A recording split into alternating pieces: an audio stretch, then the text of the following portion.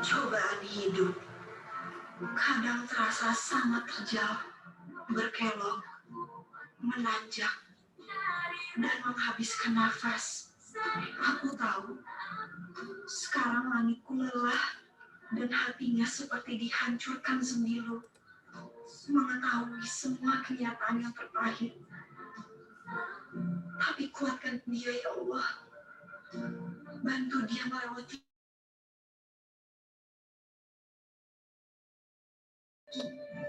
sepasang tangan yang kumiliki.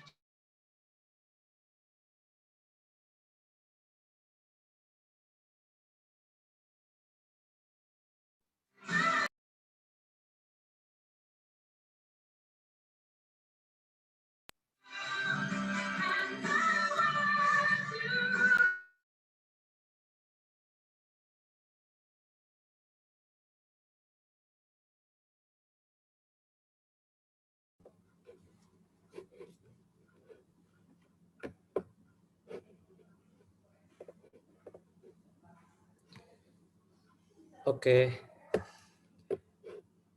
Hello. Good evening, everyone. Okay. Good evening, everyone. I hope all of us stay safe, and in healthy conditions as well. Okay. First and foremost, I would like to say thank you to the Honorable Mr. Tita Ristanto as our amazing speaker of this event tonight. The Honorable Mr. Yusuf Alfian as the chairperson of SPE Java Indonesia section. The Honorable Ms. Deva Ulita as our amazing moderator. Okay, next I would like to introduce myself first. My name is Rizky Ramadja, and I'm in charge as a project manager of this event in this Young Professional Class Series 1. It's been a great pleasure for me to welcome you all to the first series of Young Professional Class of SPE Java section. I have no words to describe how thrilled we are to see your enthusiasm attending and participating in this remarkable event. For those of you who still don't know what event this is, Young Professional Class is a series of events held by SPE Java Indonesia section that could attract young, enthusiastic, and also talented engineers to help them compete in their career industry. So since this is a serial event, so I would like to remind you all, make sure you join for all the upcoming series because we have another so much exciting and great topics to bring. Okay, now we will hear the opening speech from one and only our chairperson of SPE Java Indonesia section. So for Mr. Yusuf Alfian, time is yours.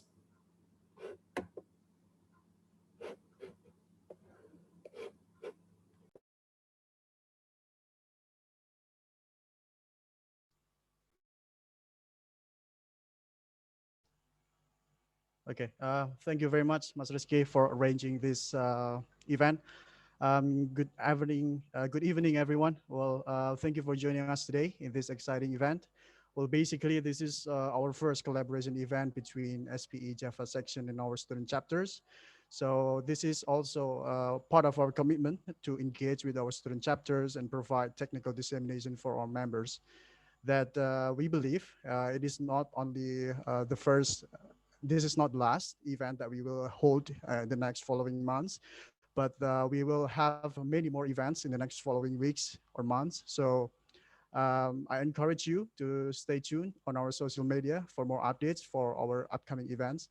And thank you very much for Mas Tita Ristanto for this amazing topic. I think we have very enthusiastic participants here, and hopefully we can all enjoy this event and learn from you, from your journey, from the journey in as a production engineer in BP and also transitioning to renewable energy in Tesla. I think it will be a very great opportunity for us to ask anything if you want to for all of the participants, and enjoy the event. Thank you.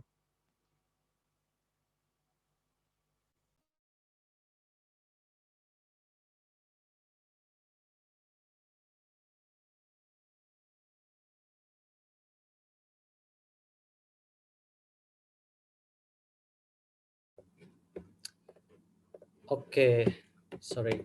Okay, thank you for Mr. Yusuf for the opening speech.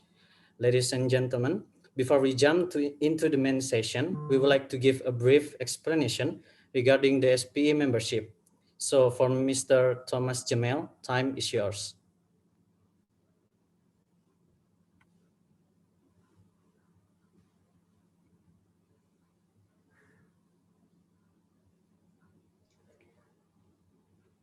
Okay, can you hear me? Yes, we can Yeah, hear thank you. you, Risky, and everybody, and it's a pleasure for myself also, and an honor to have been recently elected as the membership chair for SPE Java Indonesia chapter section. With that being said, just real briefly, like to go over the membership and the importance of membership, as I believe it is one of the backbones of SPE, and that's why we're here, and also with support for the young professionals and the many other programs that we have. So if you don't mind, could you, there you go, thank you. So just real briefly, I'd like to go over a couple of the benefits of the membership itself. And obviously it all starts with, everyone starting with from the students themselves, and the students going into the young professionals, and then obviously into obtaining professional membership. But the most important thing is the continuation of that membership and so on. But the benefits I go over with you real quickly, starting with the SPE online education. Again, there's several webinars that are available to members, and there's live presentations, and is exactly what we're doing here today. And that's one of the biggest benefits there.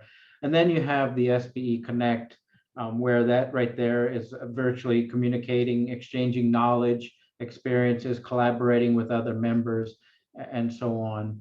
I don't think I'll go through, for the sake of time, go through each one of them, but I think there is obviously there is a program that's tailored for many of the members, whether it's you're into podcasts or you're into research.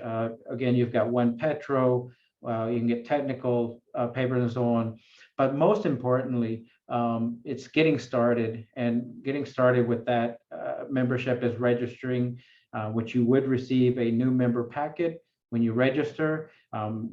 Obviously today with technology net, we have applications on our smartphones, so you can get connected by a application that enables you to get informed. And then more importantly is that transitioning. There's a transitioning toolkit from our university students that transition over to young professionals, and that's something that we also want to encourage. Other additional benefits that you can see there, I have on the right there. For university students, obviously registration is free, which is supported by Chevron. There's opportunities for volunteering. You can also become a mentor.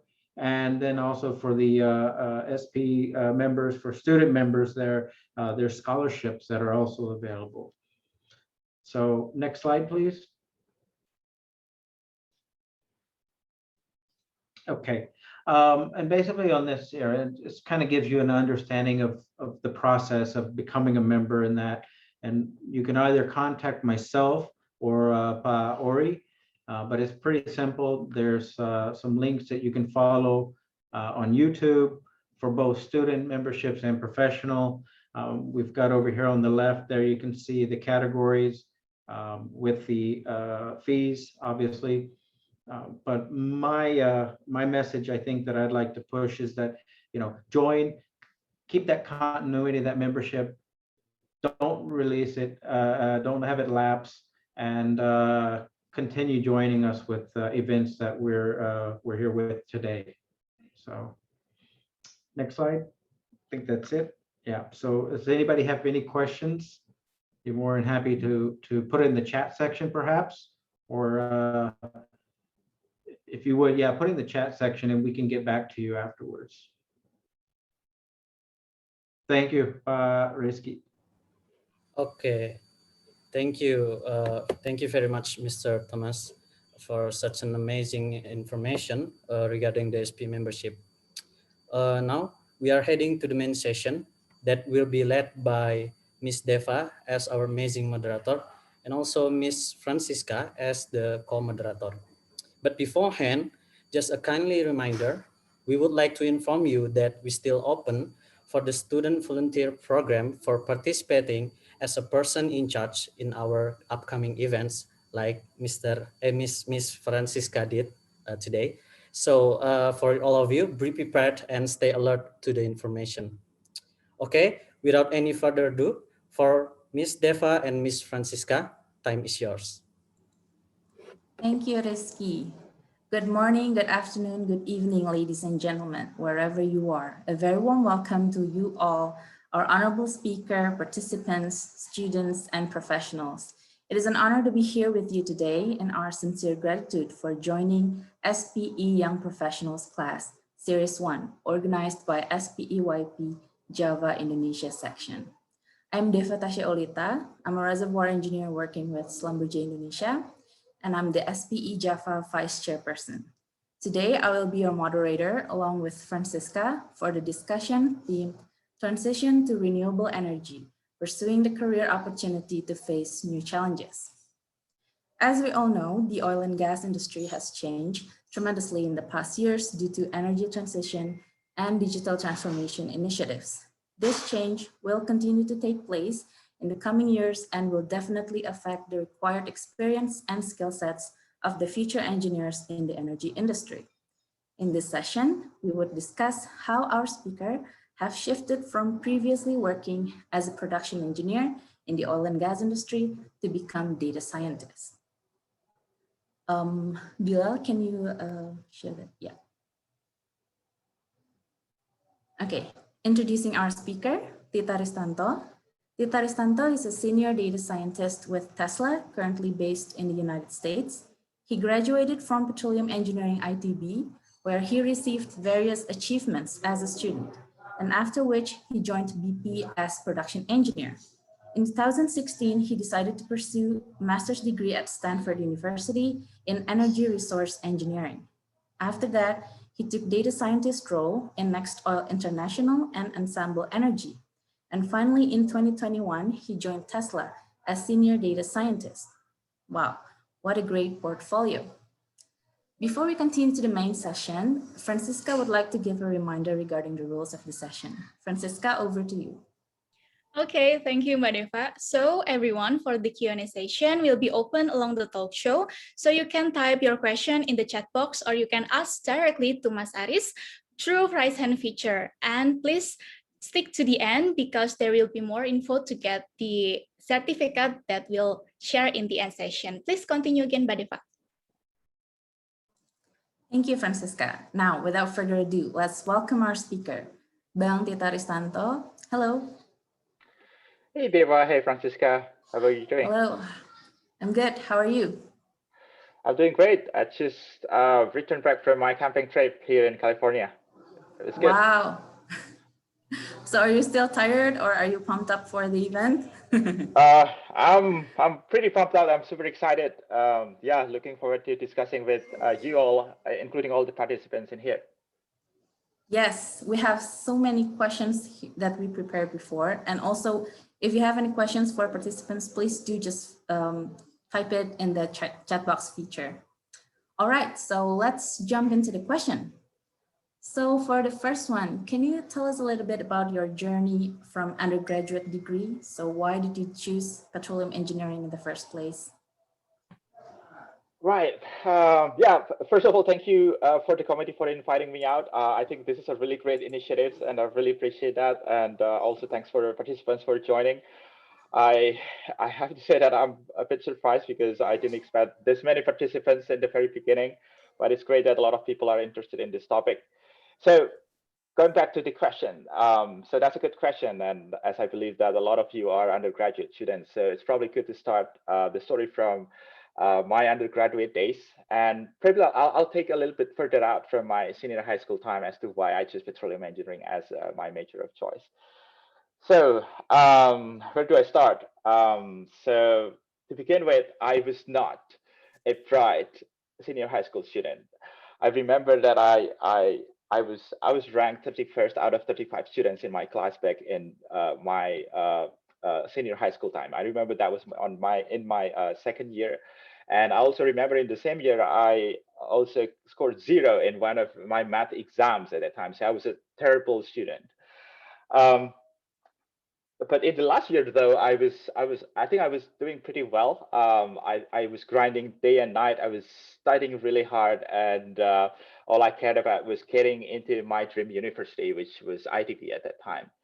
And long story short, I got admitted at IDB, and I got admitted in the faculty of petroleum and mining engineering because I really wanted to get into petroleum engineering. And if you're wondering why I picked that, this is probably the most boring and the most shallow reason that you've ever heard. And the reason was money. Exactly. Yes. And yeah, that was my primary reason. And I remember when I was a student in my second year, we were gathered in this room with other new petroleum engineering students, and we were asked this question by one of our academic advisors. And the question was, this is actually not a question, this was more like an instruction. So the instruction was that raise your hand if you chose petroleum engineering because of money. And I was thinking for a second, I wasn't sure if that was meant as a joke or not, but I did raise my hand, and so did other people as well. So I was certainly not alone. But yeah, that was my primary motivation. But later on, I found out that that's not a good source of motivation that I can use to keep on going. I think you need to find some sort of like intrinsic motivation to to have more sustainable source of motivation, I think. But yeah, I can touch on a little bit more on that later on. And then, so that was my primary vision. And then I went to my undergraduate program. I was this freshman student, and I remember I still carried around my old habit of grinding day and night, studying really hard, and all I cared about was getting as high GPA as possible at the time in the first year. So I was very naive. And long story short, fast forward to the end of the first semester, I actually got the perfect 4.0 GPA, and I was really surprised. And in which semester, if I may ask? In the first semesters, and as someone who came from pretty much nothing, was a terrible student back in my senior high school time, and now I got 4.0 GPA at one of the best universities in the country. So I was really surprised. So I got respected by friends, and a lot of friends came to me and asked questions about stuff, and then they want me to join the student group or project group or something like that, right? So that was that. But then deep down, I was clueless. I didn't know what I was doing at that time, despite having that 4.0 GPA. And now that I'm here looking back, I think that my 4.0 GPA was pretty much meaningless. I'm not saying that GPA is useless at all. I'm not saying that GPA is useless, though. What I'm saying is that I think I would have been fine getting, I don't know, 3.5 or 3.6 if it means that I can experience a lot more, and if I can also learn a lot more outside academia. So yeah, I think I regret for not getting a lot more international exposure back in my undergraduate days. If I could go back in time, I would probably take some more adventurous path, probably joining some more international events or international organizations and things like that. And the goal is not for me to get international brand or recognition on top of my resume, but the goal is for me and also for you to know how big the world is. And when you design your dream, you're not bounded by this sort of like geographical context or something like that. And I was glad I also joined SPE back in my undergraduate days. So it was great, and I actually got exposed to a lot of international events, and it was a really good organization. where you can also learn English. So my English was terrible back then, but after joining SPE, after serving as a vice president back then at IDB student chapter, I got a lot more chance to join a lot of events internationally. And I got a lot of chance to use my English skill or practice my English skill a lot more often. So yeah, so that was my undergraduate days.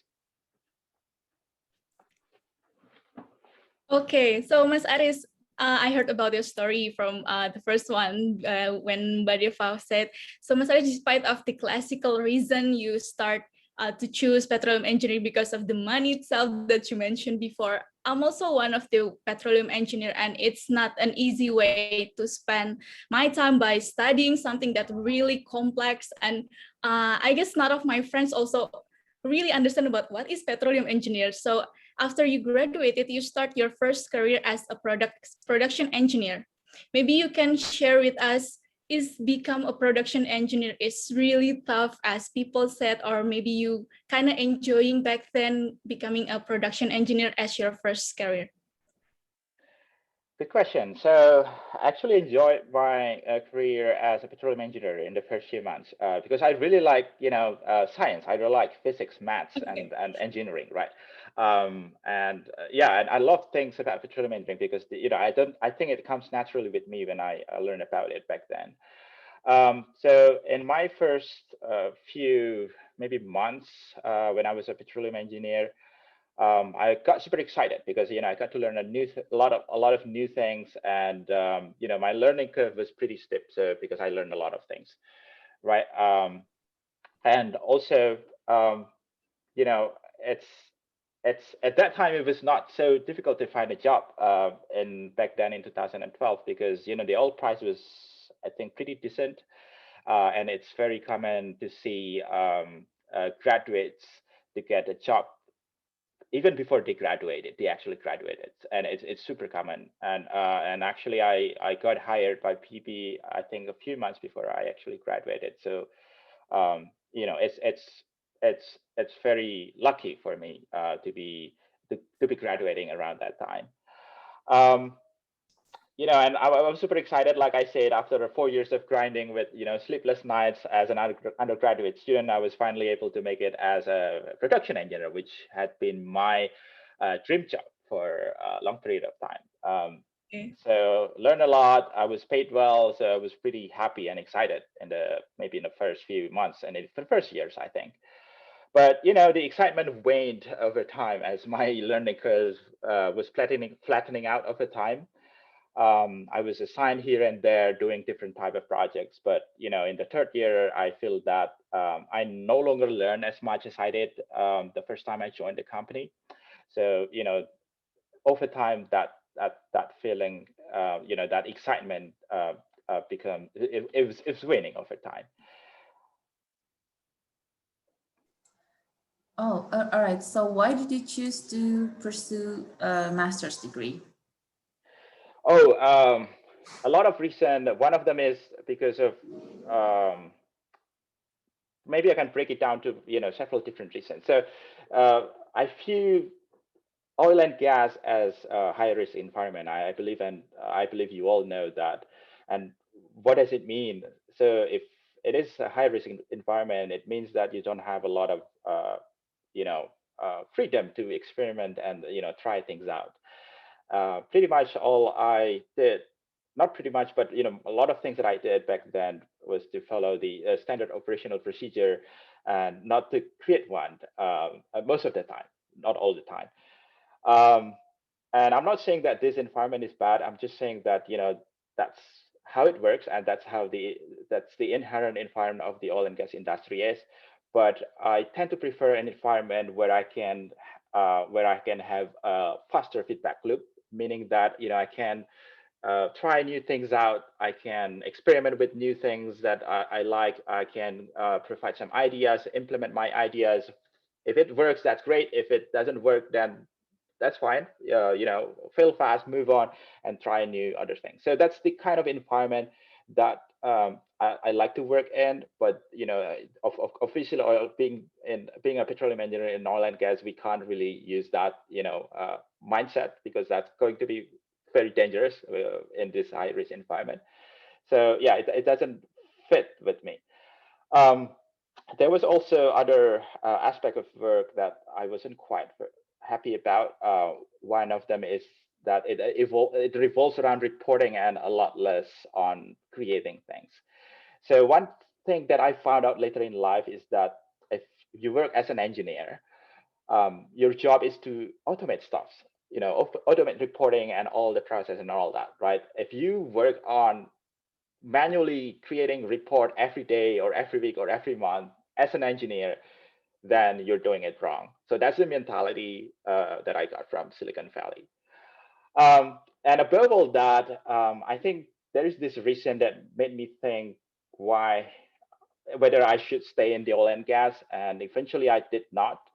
And the reason was climate change. So I used to be very skeptical about it. I didn't believe about it. I mean, that was probably true, but then who cares about that? Because I lived in this echo chamber because everyone else had the same thought. But I think at some point I started to believe that is a real problem, and that is probably one of the biggest problem, if not the biggest problem this century, that we have to solve. And working as a petroleum engineer, I think I had this guilty feeling because I was trying my best to produce as much oil as possible, but then that sort of canceled out the effort that a lot of people have that a lot of people are fighting against to fight the climate change, right? So I felt guilty, and then eventually in 2016, after working for about 4 years, I decided to call it an end, and I quit the oil and gas industry, and then I moved to the United States to do my master's. Okay, Mas Aris, you said that your first reason to when you quit the oil and gas company is because the climate change, right? And you have the guilty feeling about the environment. Is it really, what was your first thinking when you finally have to sacrifice your career in the oil and gas industry? Because as you said, not many people care about the climate change or the environment. What was your first what was your first thinking that you finally, okay, I just got out from the oil and gas company and I study again? Yeah, that was a difficult decision that I have to take because at that point, after being 4 years in academia and another 4 years in the industry, is this it? Should I just quit and then forget everything I learned throughout all the way in the last 8 years? It was a hard decision to make, trust me, and in a lot of things to sacrifice. But it turns out later, though, that I think that was the best decision ever in my career that I've ever taken, and I never regret a single bit. And actually, it goes a long way till where I am today, and I'm very grateful for this. Okay, Mas Aris, may I ask question? Why data scientist? Why you focusing on data scientist itself? That's a good question. So I did not have any background in computer science or statistics or data science. So I did my master's in energy resources engineering, so totally unrelated by core curriculum design to data science. But along my master's journey, I found this hype things around AI, data science, machine learning, deep learning, whatever the kind of names is.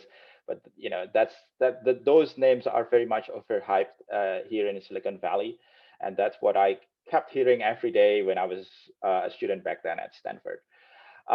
And so Stanford is at the heart of Silicon Valley, where there are a lot of big companies like Google, Facebook, and other tech companies, and they are advancing their capabilities in AI and data science. And Stanford got a lot of influence from the industry, from Silicon Valley, and everyone on campus talked about that, the AI, the machine learning and all that stuff. And I was initially skeptical about it. I thought it was just some, glorified statistics, or I don't know, whatever, statistic on steroids and or things like that. And there was this class at Stanford called machine learning, a class that was taught by Professor Andrew Ng. He was a very popular professor, and he's also the co-founder of Coursera, the learning platform. And a lot of people took that class, and I was curious as to why a lot of my friends took that class. So I figured I'd just sit in and see if that class is interesting at all. And it turns out that class is super interesting. I know that there's a lot of hype around data science, AI, machine learning, but I think it's going to revolutionize a lot of things, including oil and gas. And I think it's been happening right now, and it's going to become more relevant in the future as we have a lot more data that we collect from many different sources. And starting that point, I took a lot more computer science classes and also statistics related classes. And I have a fun fact that, by the time I graduated, I actually took a lot more computer science and statistics related classes than energy related classes, even renewable energy classes. So that's what brought me to where I am today as a data scientist. But yeah, that was the beginning as the beginning of my journey in data science. Right. So after you graduated, you took a data scientist role in a oil or energy industry, right? And then you decided to join in Tesla. So why Tesla? And can you tell us a little bit more about Tesla? Because maybe some of us in Indonesia are wondering, because there's no Tesla in here, and yeah. Yeah, sure. So Tesla is very, very popular for its electric cars, but it's actually a lot more than that. So Tesla is it's going to be an energy company. It's an integrated energy company. So it's not just electric car manufacturers, but Tesla is also planning to be an energy company in the future, meaning that Tesla is already sells the energy products like solar PVs and also a Powerwall, which is a home level batteries, and also utility level batteries like Megapack and things like that. So yeah, that's Tesla.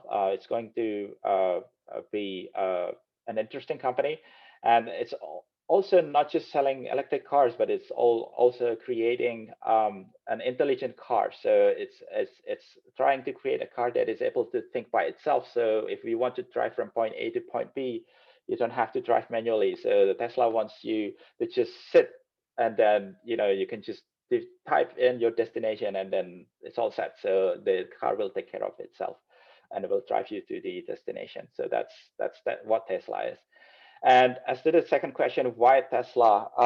I think this is a very exciting time to join such an interesting company, because back in the last, I think, 1 or 2 years, a lot of people talk about the transition from oil and gas to renewable, and I was convinced that this decade is going to be very interesting because of the renewable energy revolution, and I think this is the right time to join this interesting company, to be part of the revolution and see directly how the changes is happening over time in the transition. But did you face any difficulty transitioning from previously working as a production engineer in an oil and gas industry to become a data scientist in Tesla? Is it like something difficult for you to do, or can you tell us a little bit more about that? Yeah, there was a bit of culture shock because in the oil and gas industry back in the day, maybe it's probably not right to generalize this, but I experienced maybe a subset of what oil and gas industry is. So my experience is probably not general, and it's probably not it doesn't resonate with everyone. But my experience is that as a production engineer, I felt that the the work and life balance was pretty good. So, but then, when it comes to working on projects, it was pretty slow. But then here in Silicon Valley, things are, moving really, really fast. You can, ship a project or ship a product in a matter of weeks. I imagine if it had been in an oil company, it would have taken probably, I don't know, 6 months or even a year to execute the exact same project. So, here things are moving really fast, and the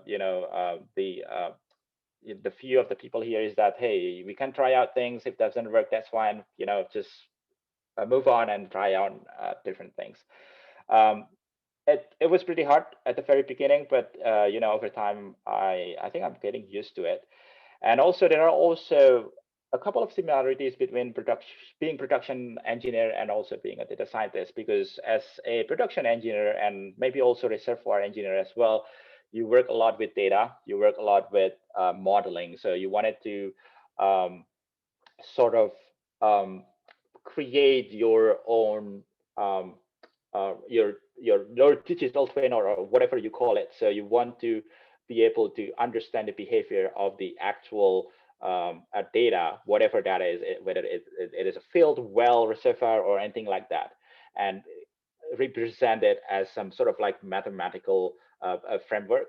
And then you wanted to use that framework to do prediction, to give you some insights or things like that. So those are similarities between being a production engineer and also scientist. So both of them work on creating models that is based on real world data. So you're saying that it's totally possible for a reservoir engineer to become a data scientist? I don't see why not. I think it's okay. I think it's Madif very already much possible. motivated. Yeah, you know what? I talk to a lot of people, and then their impression about being a data scientist is that, hey, if you want to be a data scientist, you have to have a very strong quantitative background. You have to be great at programming. You have to be an expert in database and so on and so forth. You have to understand algorithm and so on. But you know what? I had a couple of coworkers actually at Tesla who did not have a formal quantitative background. So they have marketing background, and another one of them has, I think, political science background. But Tesla, and I believe other companies as well, are very much open to accepting candidates with a very unique background as a data scientist.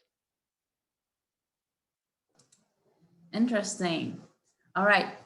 So I would like to remind everyone, if you have any question, just type it in the chat box, or if you want to ask directly, you can raise your hand and we can unmute you and you can ask the question live.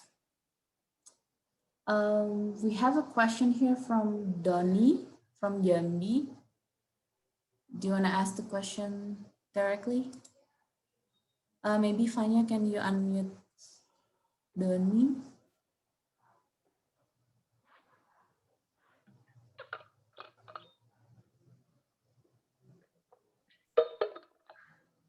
He's not here. Okay, Donnie maybe we can continue other question, Mbak Okay, yeah, sure. Okay. Do you have any question? Okay, actually, there were some people directly messaged to me to make them anonym. I don't know. Actually, sure. there is one question first. Mas Tita, can you explain your job as data science in Tesla? In your perspective, why big company as Tesla need a data scientist? Okay, those are two great questions. So about my data science role, so as a data scientist, I work on creating models. You can think of models as a representation of real world things, just like what I mentioned earlier, to get as much insight as possible from the model and influence the business decision.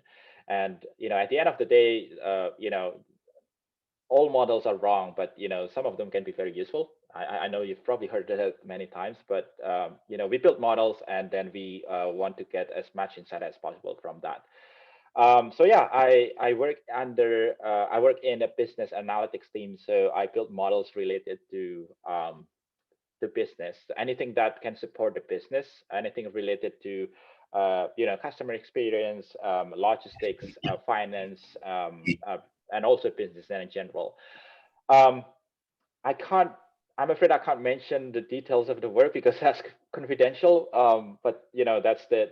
I hope you get the general gist of it. And for the second questions, I think companies like Tesla, they want it to be more data driven, and you know, they want to involve more data to drive decisions, even for like simple things like insurance. You know, when you get insurance, you know, usually insurance company try to get data like, you know, your um, home location, your type of car, the zip code where you live, and things like that. But Tesla wants to be more data driven, so they want to incorporate your, you know, driving history, you know, whether you what is your behavior at a certain when you drive in the highway, when you drive in you know, residential area, and things like that. So that will influence the decision about the insurance. So that's one example of Tesla, and I believe other companies as well who are trying to utilize more data to influence their business decision. All right, thank you for the answer, Bang Aris. We have Tommy here raising hand. So Tommy, if you want to ask the question. Yeah, thanks. Actually, I've got two questions. And when you talked about, obviously, you know, from a petroleum engineer degree and then going over to where you're doing now, and having, correct me if I'm wrong, but you said you had regrets or was thinking about, you know, climate change and so on. And of course, but carbons that we use, you know, require hydrocarbons. But my main question is basically, what are your thoughts on autonomous drilling rigs? And being from Tesla and coming from autonomous automobiles, but I did hear about 20 years ago, a gentleman I knew from Halliburton was talking about autonomous drilling rigs. So autonomous drilling rigs would reduce the footprint, would also reduce, it would be a safety, environmental, and so on. But what are your thoughts about that? That's a really, really interesting question. And you know, as a disclaimer, I'm not an expert in drilling. I'm not a drilling engineer whatsoever, so I don't know a lot of things about, you know, whether that is possible or not. But that would be exciting to have, you know, all the process, the drilling process being automated. So you know, if it's able to automate the work of you know, drilling, you know, moving out pipes from one location to other, and then, you know, set up the pipe and then, you know, drill automatically, being able to predict the kick ahead of time or any kind of like drilling issues before it actually happens. So, you know, having a system or AI system that's able to predict, you know, stock ahead of time or blowout or a kick or anything like that, that would be really, really, really interesting. I think I've heard from a friend who works in oil and gas, and they started to do something like that.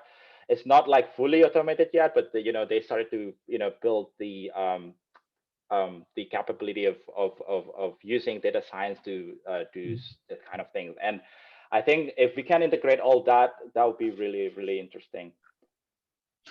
Yeah, and then that's actually a good point. And obviously, with autonomous and so on, there's a lot of risks that you can eliminate and that. But again, hydrocarbons will still be around. Obviously, you know, we need that for materials building. Tesla needs it for their building their cars and everything in everyday life and that.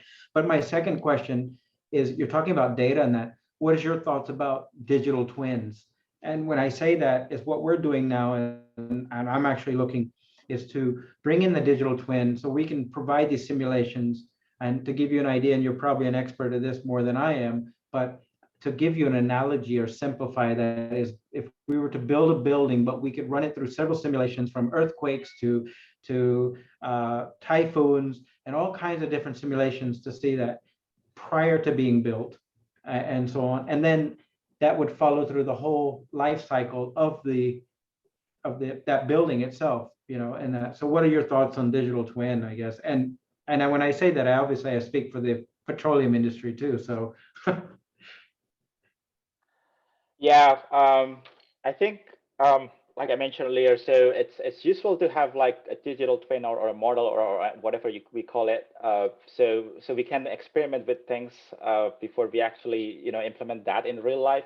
So we can before we want to try out something before it actually breaks down. We wanted to see if it actually breaks something apart in the simulation or in the digital twin model.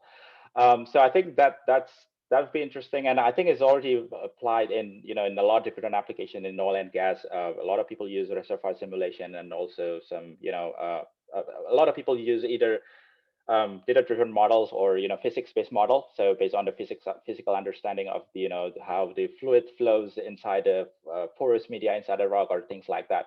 And I think it's really exciting to see the how these two things are put together. So you have more data-driven approach. You also have like physics understanding about the problem, and combining these two will be great to create like a more representative digital twin. And yeah, that's a really exciting subject to explore. Okay, thanks. Thank you, Tommy, for the question, and Bang Aris for the answer. I have a question here from a friend.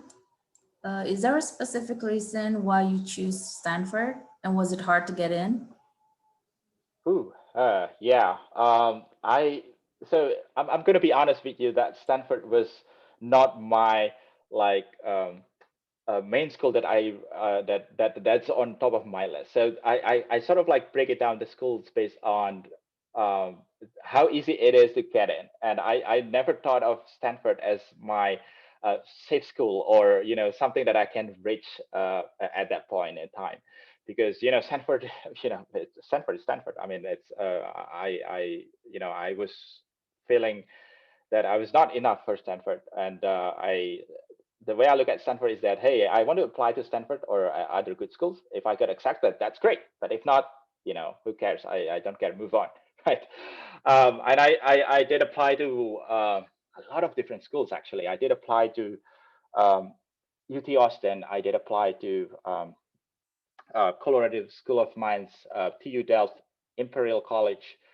I think Stavanger University. I don't know what the name is. Stavanger in Norway. University of Stavanger. Yeah. University of Stavanger. Yeah, right. And other things I don't remember what they are. It's been a while, but I got some admission letter from some of the universities I mentioned earlier, but most of them did not give me any funding support.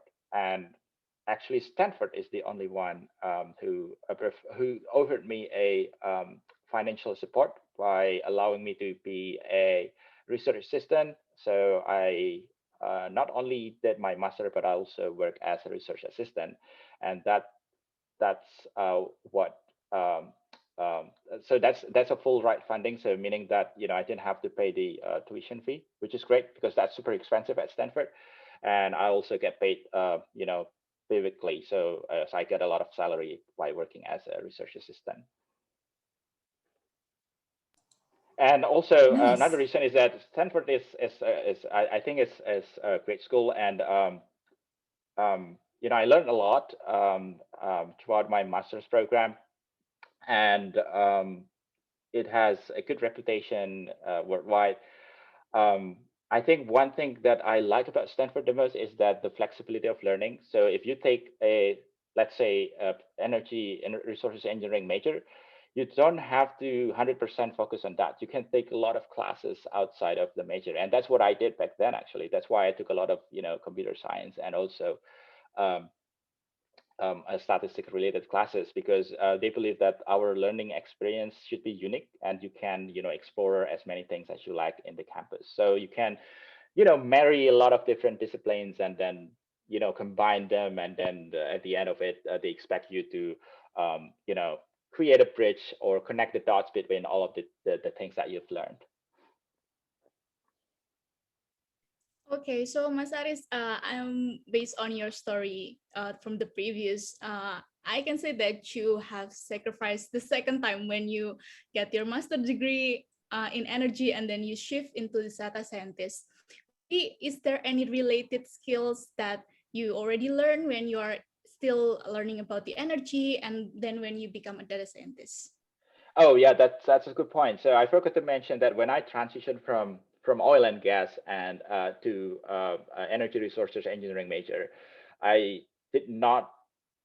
It was not like 100% switch, meaning that I still learned oil and gas a bit when I did my masters. So it's not like 100% like transition, and then I forget everything about oil and gas. So I still learn a little bit of it, and I can leverage my experience and skills in oil and gas as a master student. And then as a master student, I learned. I took also a lot of classes from related to renewable energy, like wind, solar, batteries, and geothermal as well. And then by the time I graduated, I've already taken a couple of classes related to renewables. So, and after my graduation, I worked at a small startup company called Ensemble Energy. So it very much focuses on AI/renewable energy. So they try to implement, AI and renewable energy, primarily in wind and solar. To be honest, I've taken some of the classes related to solar and wind, but then I was not an expert. After taking a single class, right? So along the way, I still learned a lot about renewable energy. So I would say that when I first joined Ensemble, I know one thing or two about renewable, but then I very much still learn a lot along the way. Even if my role was a data scientist, I still learn about the renewable energy, because data science is not just mathematics, statistics, and programming. It's also about trying to blend that with the domain expertise as well, which is the renewable energy. So I still learn a lot about how the wind turbine operates, how the failure modes, and things like that. Okay, yes, I agree that when you said AI is really popular these days, and in my university, we also got introduced about the AI itself. So, Mas Aris, I guess some of our audience here is admiring Tesla because they asking a lot about Tesla. So there is one question from Ilham Maulana. Speaking of Tesla, do you think Tesla will ever invest in Indonesia someday in the future? Oh, I cannot answer this question. I cannot speak on behalf of Tesla. This is a very sensitive question, so I'm afraid I cannot answer that question. Okay. Yeah, it's really a hard question. Sorry, Ilham. Okay, but there are some additional question. Ilham would like to have some key points on how to get into the multinational company such as Tesla. Maybe you can share your story. How did you get in Tesla itself? Sure. So there's no like secret recipe or anything like that for me. I mean, after I graduated, I worked at the startup company, and at startup, there's like good things and bad things about working at a startup company. I mean, the good thing is that startups company is a small company, so you get to wear different hats. So you get to learn not only how to be a good data scientist, but you also learn how to be a good data engineer and how to be a good data analyst as well. Because I was the only one data scientist at the company at that time, and I was the third, I think the third full-time employee. So there were two co-founders at the time, and then they hired me as the the third full-time employee at the time. So I was really new, but the downside is that there are not a lot of people to talk to, so you get stuck, it's just a company of 8 people, so you can't really have like a big super system if you work at a big company. So that was the downside. But the fun thing is that the good thing is that you get to learn a lot of different things. And I think that has improved my skills in data science. And because it is rare to have a full stack data scientist or a data scientist that also knows about data engineering and also data analytics. I think that gives me um, a plus point when I apply to Tesla, because the typical data scientists, they very much focus on statistics, building model and all that. But I think I having experience in not only data science but also data engineering, data analytics, big data, and also renewable energy. I think um, that is my strong point, and I believe that plays a big role when I applied to Tesla and eventually got admitted. Nice. So we have a question here from Winnie. You can unmute yourself and ask the question.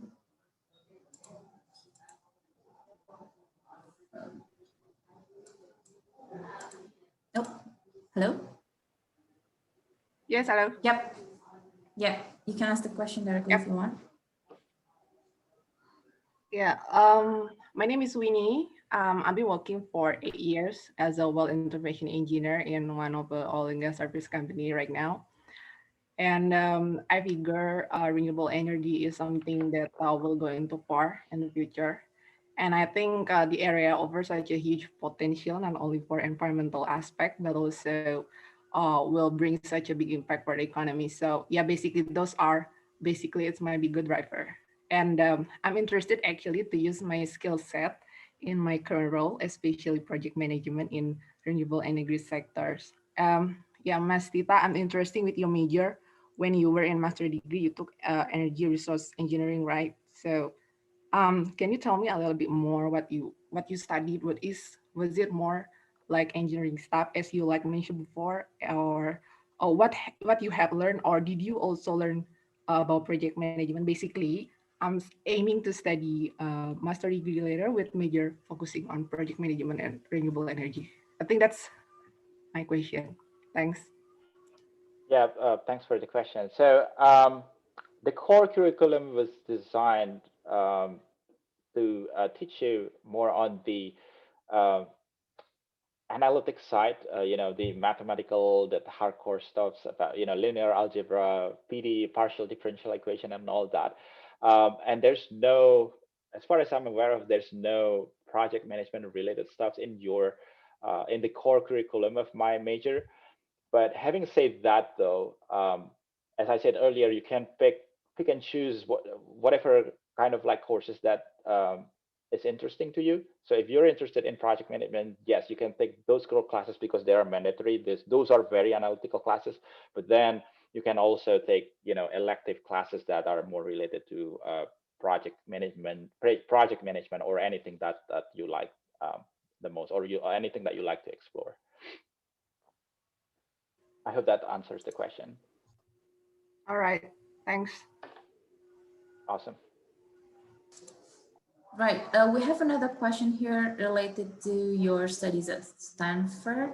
Is there any geothermal or other sort of integrated renewable energy research in Stanford that you think Yes, might be beneficial for Indonesia, maybe? Yep.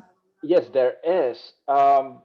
So I'm not closely following the news about geothermal and the updates from the geothermal group at Stanford, but it does exist. So there was this group called, I think it is called geothermal group or something at Stanford. It was led by Professor Wallenhorn. I think he's very popular, and I think he has also participated in a lot of as a speaker, participated in a lot of different events in SPE.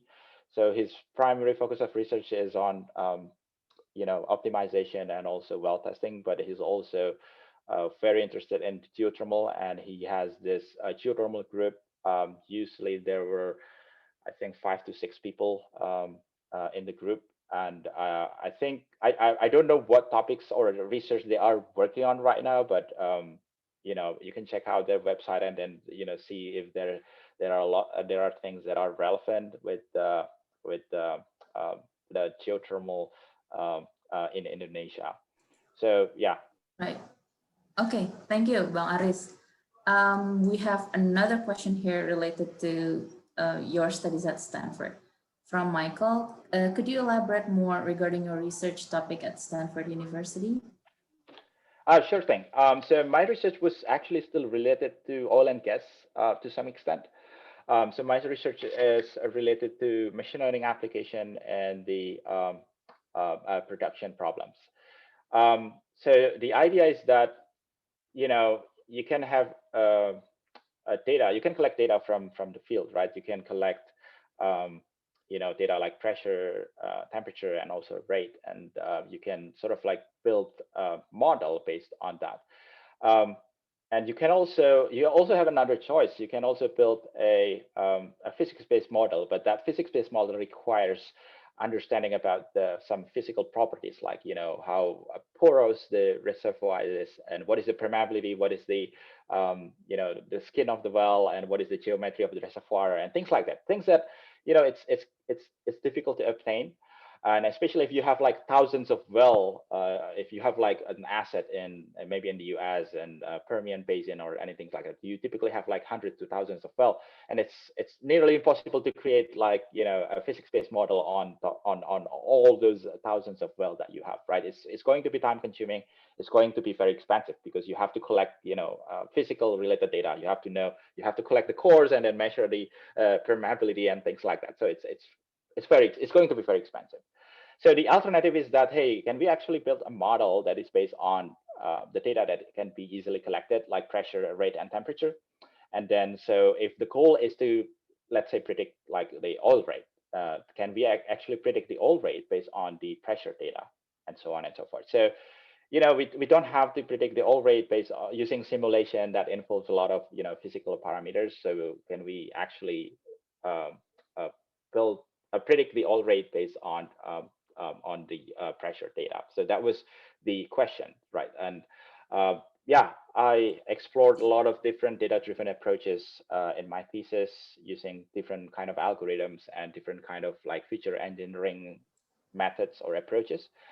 And yeah, one quick question. So did you sure. make a comparison with a simulator, like any software? I did. So we need some sort of validation. So we don't have, we don't just like, hey, I ran this model using some sort of like algorithm, data-driven algorithm, and then we cannot claim that it works without comparing that with some ground truth. So either the actual data or the simulation data. So yes, the answer is yes. I compared that with the result from simulation. So which one is better? Which one is better? It's kind of hard to say. I think it would be case by case because imagine this. So if you have like a lot of amount of data, so there's this field that has been operating for 15 years. So you've collected a lot of data, and this particular field has gone through a lot of ups and downs. If you train a model based on that data, the model is able to pick up every single detail about the event that it has happened in the past. But then imagine that you have another field which is completely different. That field has been only operating for like maybe 6 months, and then you want to build an AI model based on 6 months data, and you want to make a forecast maybe 2 years ahead in time. And if you use data-driven model in that, it's probably not going to work well. Because you don't have a lot of data for the model to train, to see and to understand the nuance of what is going on in that field. So it really depends. Okay, all right. Great. Okay, so Mas Aris, we are still talking about Stanford itself. I guess people so meaning wondering with your lot of analysis, with your data that you have done. We have a question from John, and might be others audience must be wondering, would you mind to share how did you decide to drop out your PhD program? Oh, yeah. Well, so when I graduated, I was torn between working in the industry or continuing my PhD program. And I talked to my academic advisor at the time. I was not 100% sure about it. But the good thing is that at Stanford, there is this flexible rule where you can actually take a leave of absence. So if you think that you want to spend some time outside of the academia, it whether it is working on like a startup company, creating a startup company, or you just want to travel the world, or you want to get married with your loved ones, and then or any kind of like personal reasons, it is fine. You can take like some time off, or like leave of absence. But then after 2 years, you have to make decision whether or not you want to return to Stanford, and that's actually what I did. So I took leave of absence for 2 years, and then at the end of it, I decided that I think academia is not for me, because I like learning, I like doing research, but doing that for another 4 or 5 years, that is a really huge commitment for me, and I don't think I wanted to do that. So that's why I decided to drop out from my PhD program at Stanford, and I chose to work in the industry instead. Okay, great. Thank you, Mas Aris, for the answer. Maybe just a quick reminder for the audience that there will be a survey form that we will give you to as a condition if you want to get the certificate. Okay. Okay. So this is the link for the survey form that you have filled to get the certificate. Okay, just a quick reminder, Mas Aris. Okay. Sure.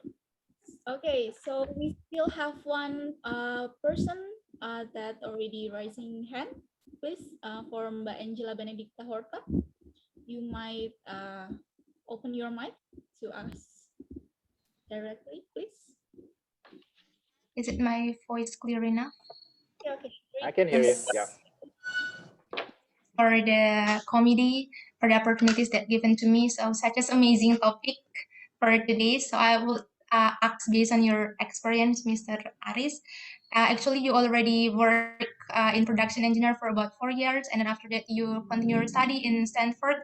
So because most of us in here is undergraduate students, so I just curious about which one do you more prefer between directly getting a job or continue our studying, because most of us also maybe a little bit afraid to not getting a job after graduating from college. So yeah, maybe you can explain more about it. Thank you.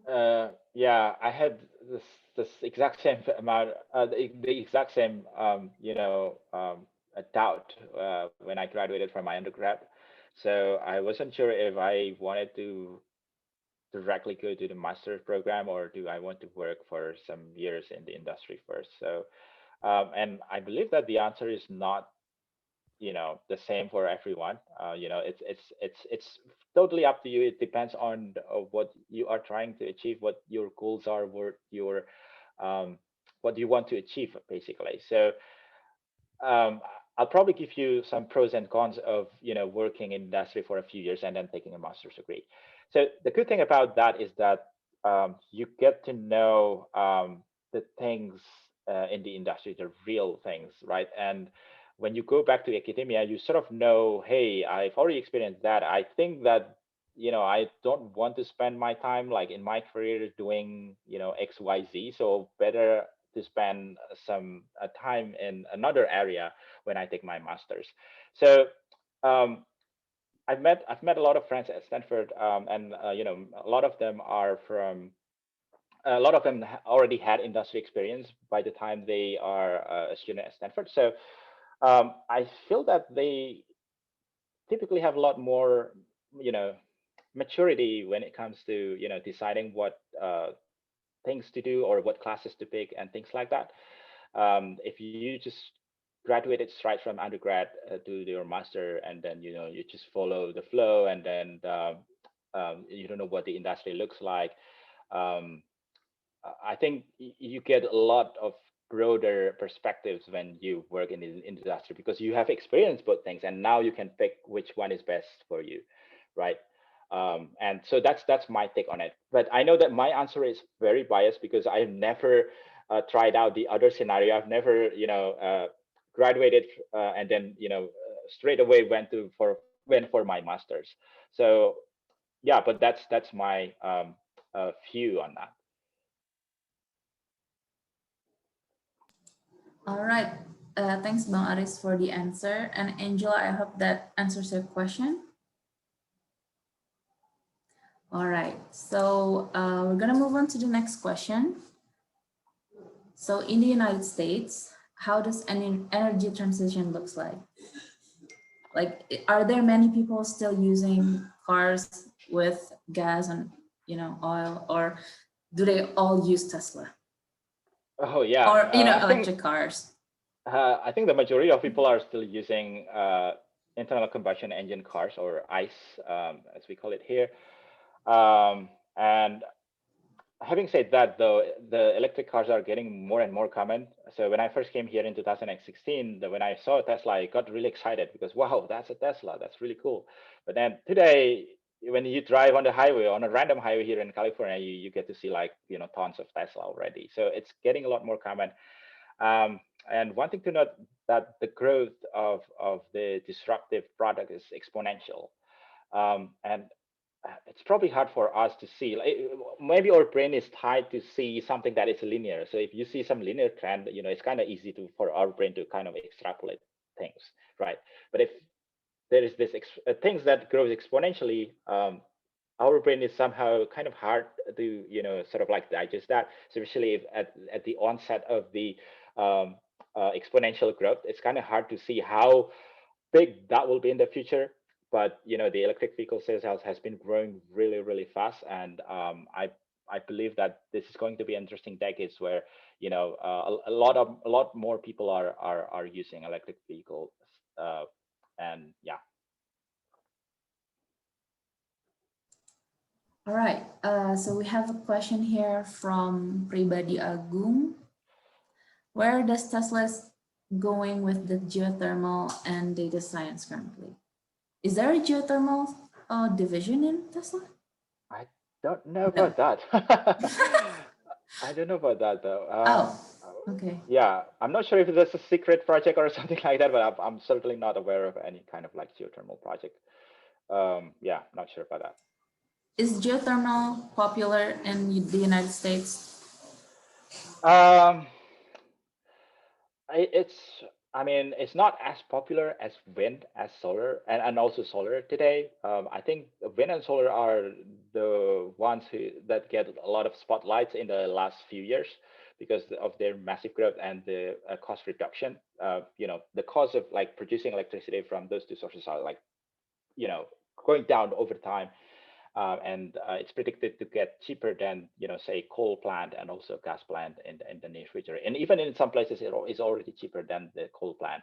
And in some places, the states already mandated to not build new coal plants, and even they wanted to retire the existing coal plants in the future and replace it with more sustainable energy like solar and wind. But geothermal, I think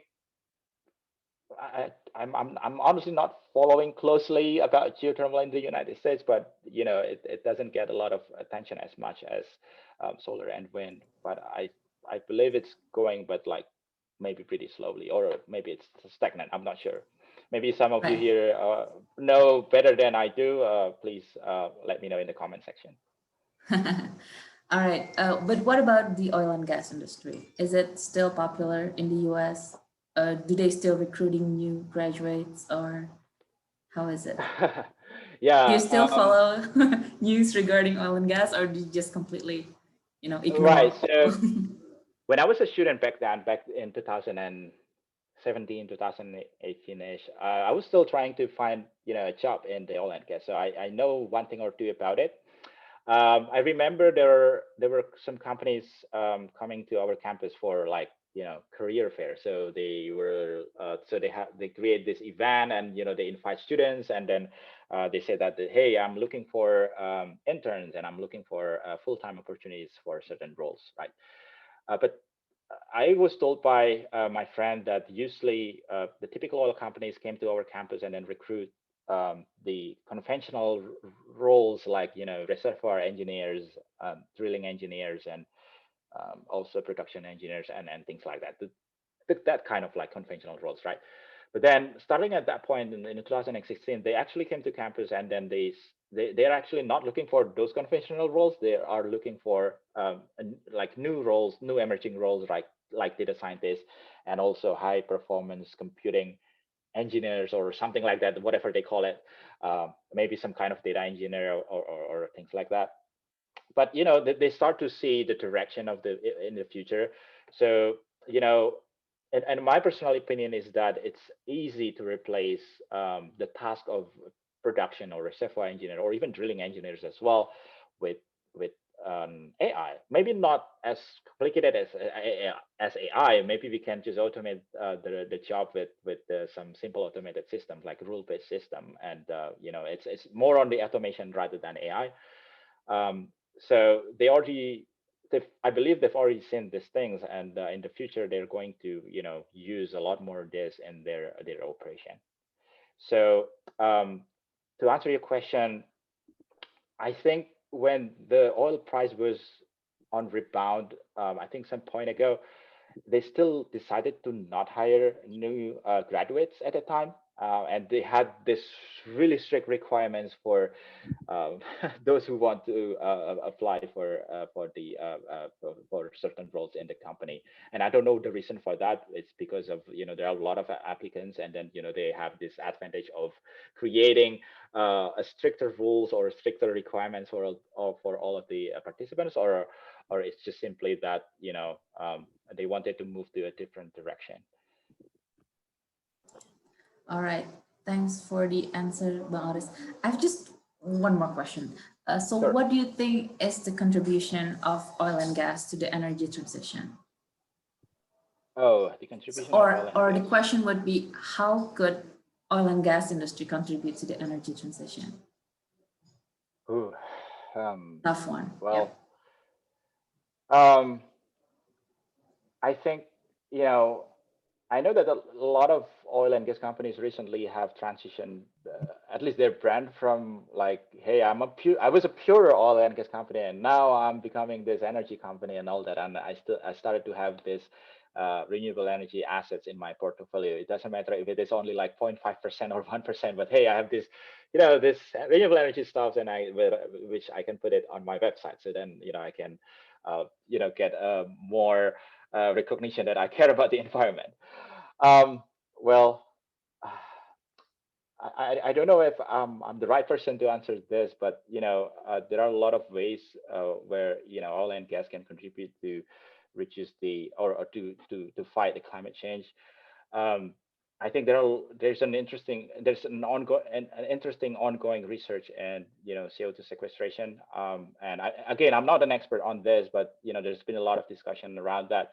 Hey, if we do the business as usual, can we produce as much oil as it was before? But then we know that the CO2 emission will be higher. But then again, we actually inject more CO2 to compensate the higher production of oil production. So I think that is going to be an interesting discussion to talk about in the oil and gas industry, and that's probably one contribution that the oil and gas industry can do. And also geothermal. I think geothermal and oil and gas, they are closely related, kind of.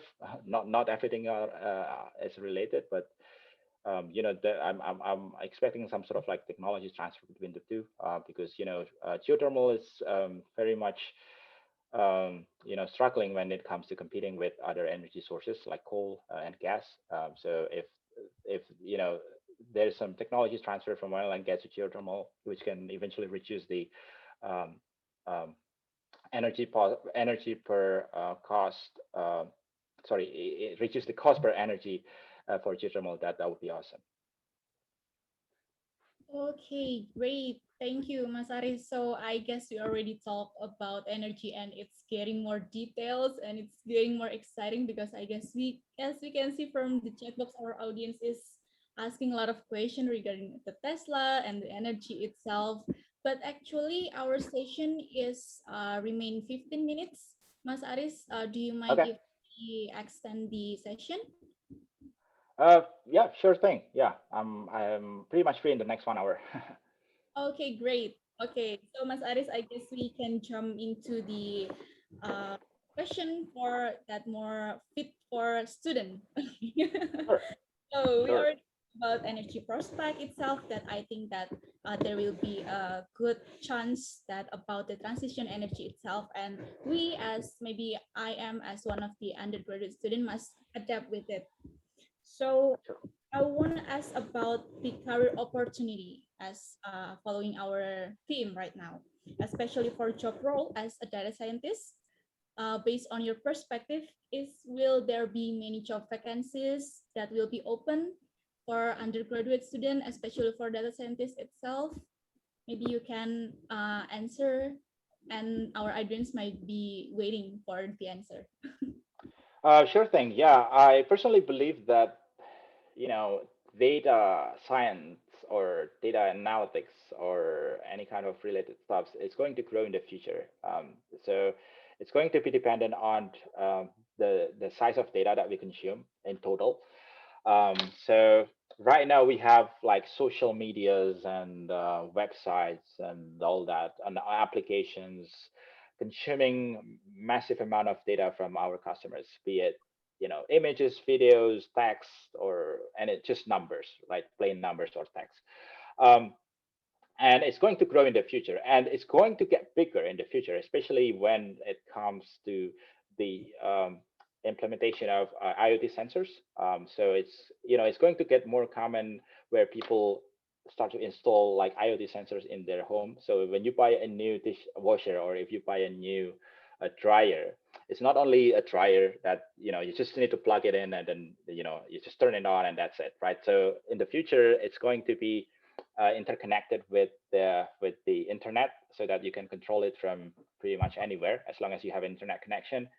And obviously that's going to generate a lot of data. So it's imagine a time series data, imagine like a data of power that a device is consuming every second, and then it continuously gives you an update every second. And if you have like 9 different devices in your house, and then there are like 7 billions of people on earth, then imagine how much data that you can generate. And data science is only going to be more and more relevant in the future. So if you have this massive amount of data, you just don't want to waste it, right? You wanted to uh, get as much insight as possible and use data science methodology to process the data at large scale. And then at the end of the day, you wanted to use data to reduce your monthly power consumption, or you reduce your monthly bill or whatever that is. But it can be very useful for us. And if it is aggregated at scale, the impact can be very, very huge. Okay, yes, I agree. I think all of industry sector must need data. That's why we need a data scientist. But back again, Mas Aris, you know that petroleum engineer or maybe geological or physical engineer is not taught that details about the data science itself thing. So we still lack of experiences, as you already said. Are we still have the same opportunities if we want to work as a data scientist after we graduated? If you're asking if you have the same opportunities as a fresh graduate of computer science student, I mean, realistically, it's not going to be the same, right? But then it doesn't matter. Yeah, I mean, what matter is that you still you if you as long as you have enough like knowledge, or if as long as you pass the requirement to become a data scientist, it doesn't matter what your background is. Um, you know Maybe your background matters maybe a few months after your graduation when you start your new job, but then if after you work for like 4 years, it no longer matters. I mean, sure, some of you probably majored in you know uh, non-quantitative quantitative stuff like geology, or maybe even like social science or philosophy or linguistics, whatever, right? But I don't think it's a reason why, hey, I'm not a good data scientist. I'm not going to be a good data scientist because that's my background is not quantitative at all, and it doesn't have anything to do with modeling or mathematics and all that stuff. But there are a lot of resources on the internet where you can learn, and they do not discriminate people based on what your major is. They don't care if your major is, they don't even care if you don't even graduate from college. So you can use and leverage those resources and use it for your own benefit. So you can learn a lot of free resources in data science and programming, and yeah, and that's probably how you can start learning about it. And you don't have to be a data scientist, and I believe not everyone is meant to be a data scientist. I mean, this is my prediction, so take this with a grain of salt. My prediction is that in the future, a data scientist is going to be embedded with the domain expertise. Even your title, if your title is not a data scientist, your title is, say, reservoir engineer, you're going to use some of the data science approaches as your tool. So you have like tools like reservoir simulation and all things like that. So you have this additional tool, which is data science approaches, and you can use it to solve your own problem. Even you can also combine it with your already existing tools that you have, like reservoir simulation and all that stuff. So it's going to be very useful. So you don't have to chase the title, but I believe that the knowledge or the practical knowledge, especially, is going to be very useful anywhere you are. If your field is related to data, and I believe a lot of fields will be somehow connected to the data, it will be relevant in the future. Agree. Okay. So about the knowledge itself, as you said, maybe you can share us which platform or how do you prepare when you are learn about the data scientist itself?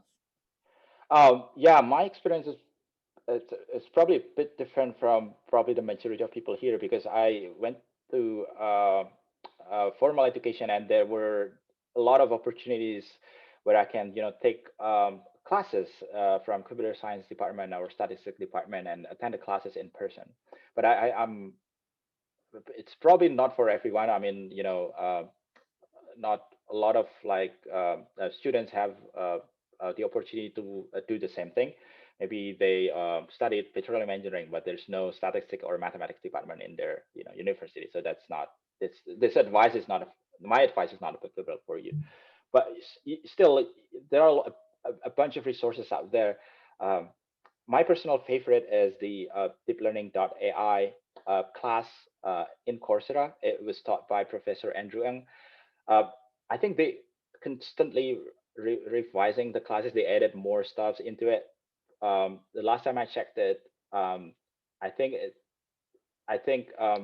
it covers pretty much the basics of the deep learning and also a little bit of machine learning, and that's been very useful for like my day-to-day work at Tesla and at my previous company as well.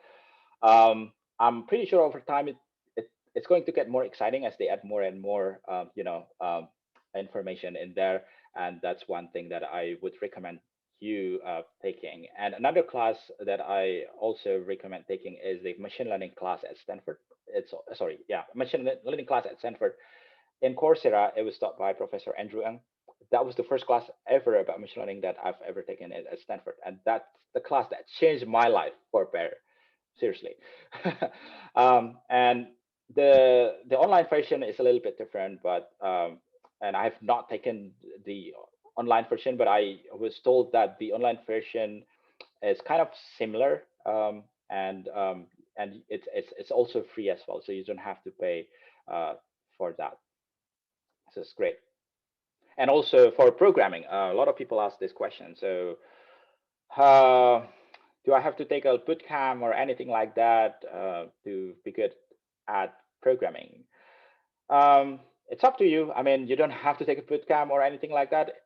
Boot camp is a great place for you to learn to focus on learning the foundations of programming, but you don't have to go through that path. It would be great. And because I know that some of the boot camps are really expensive, so yes, I was probably just not about to affordable. mention. Yeah, Exactly. But again, there are a lot of resources out there that are free. So you can use that instead, and you can save some money and learn from the open source community. All right, awesome. Bang, so we're going to close the event. Do you have any closing statement, maybe some tips and tricks, or, just mention what are the skills that we need? Maybe some of the young professionals here want to transition from engineering background to data scientist. Yeah. Yeah, sure thing. I noticed that, there were big mistakes that people typically make in the first few months or few years in their career. The mistake is that after getting a job post graduation, a lot of people stop learning. So they think that, hey, after all what I went through, after all the pain in the last 4 years, I think I deserve like comfort. I want to reap what I sow, and I only want to enjoy things. I do not want to learn, uh, you know, anymore, right? Because I've already suffered enough in my undergraduate.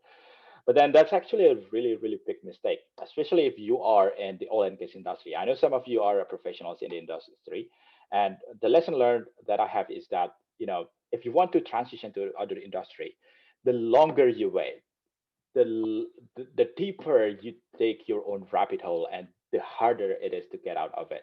So if you want to make transition, just do it, and then you can start learning things outside of your office, your working hours, and then do whatever you like, be it in the renewable energy, data science, or um, developing your own business, becoming an entrepreneur, whatever that is. Do it as you like.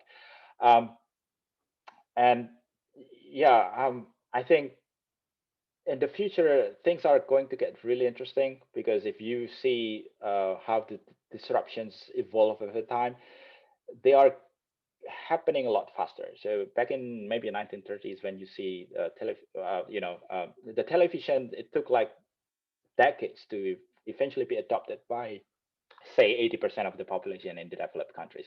But now, if you invent something new like mobile phone, smartphone, or laptops, or iPad, or anything like that, the uh, time it takes for it to be adopted by 80% of the population is getting shorter, right? So in the future, there are a lot of things that are going to be like that, be it solar panels, or the adoption of renewable energy, or some new technology, 3D printers, or anything like that. It's going to the disruption phase is going to be a lot shorter, right?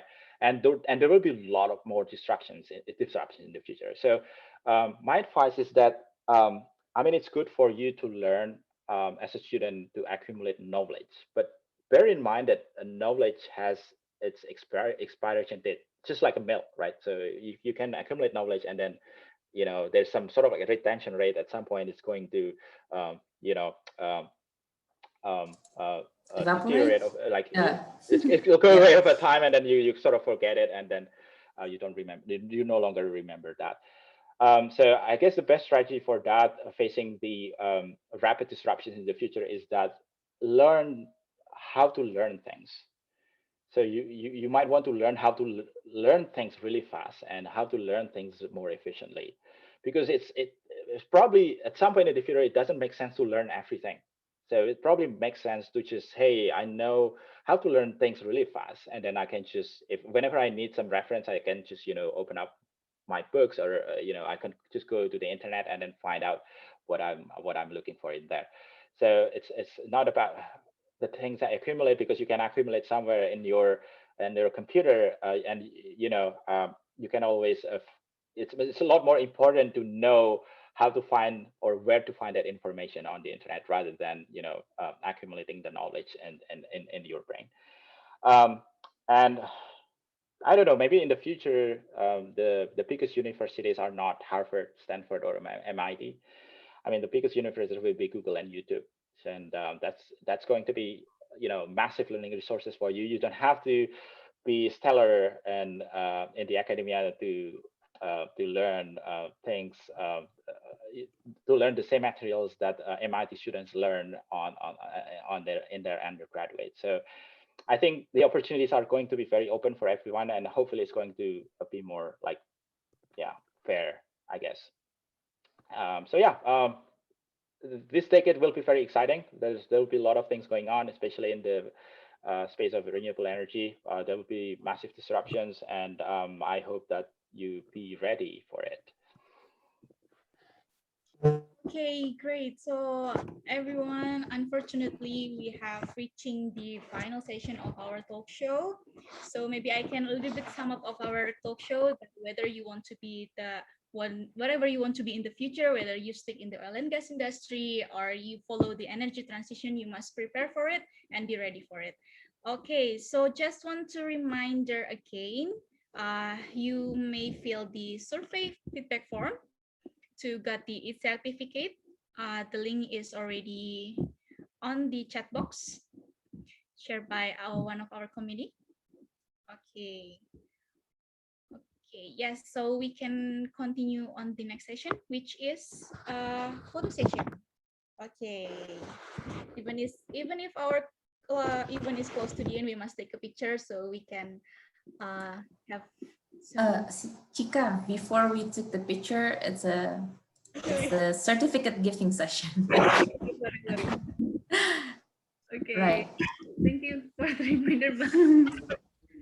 Yes. Oh, okay. All right. My name is Bilal. I'm the coordinator for the young professional sections in SPE Java. So to Mr. Aris, I would like to thank you very much for the great presentation and the great message that you give to us tonight. I hope everyone here can learn something from you, and this will be a very powerful message also for our young professionals and our fresh graduates, as they are the future of our industry. So I'm sorry we cannot deliver this to you in person, but this is just a little of token of appreciation from us to you. So I hope you can also be participate in our next events, and yeah, I wish you a very good success in the future. Yeah, thank you so much. I really appreciate it. Thank you for the committee for organizing this.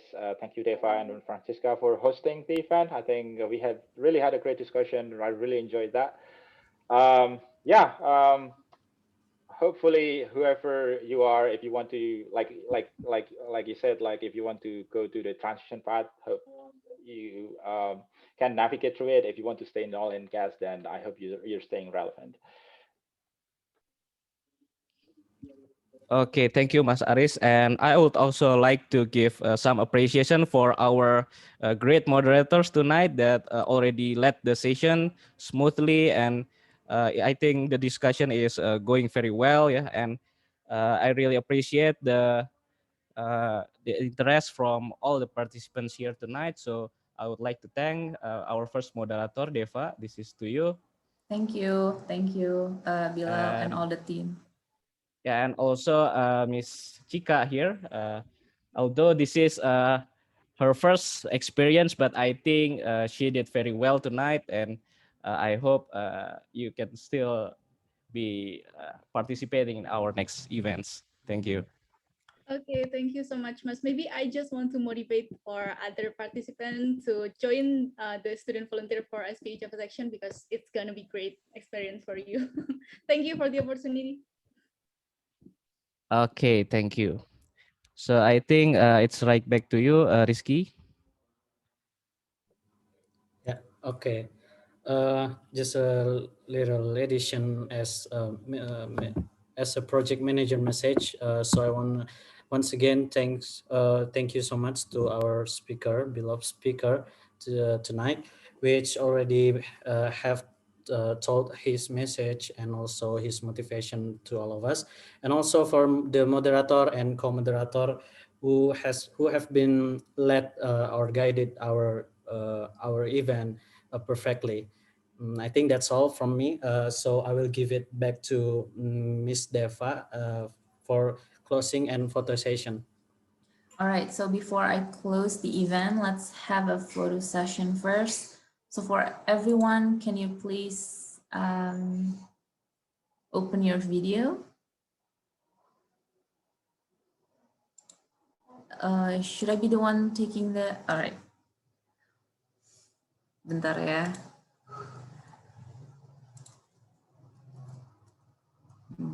Okay, so this is for everyone in the first page. Say cheese. All right. Okay. Bentar ya. Now for the second page. Wow, we have 5 pages. Wow. Okay. 1, 2, 3. Okay.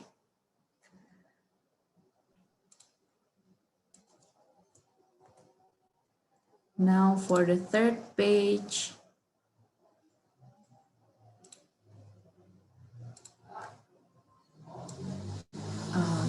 Okay. Now for the fourth one.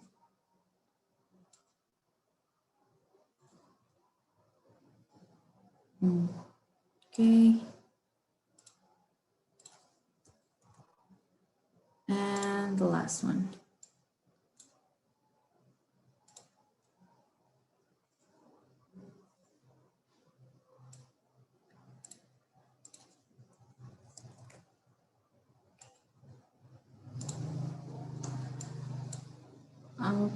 Okay, I think, all right, yeah, I got all the teachers.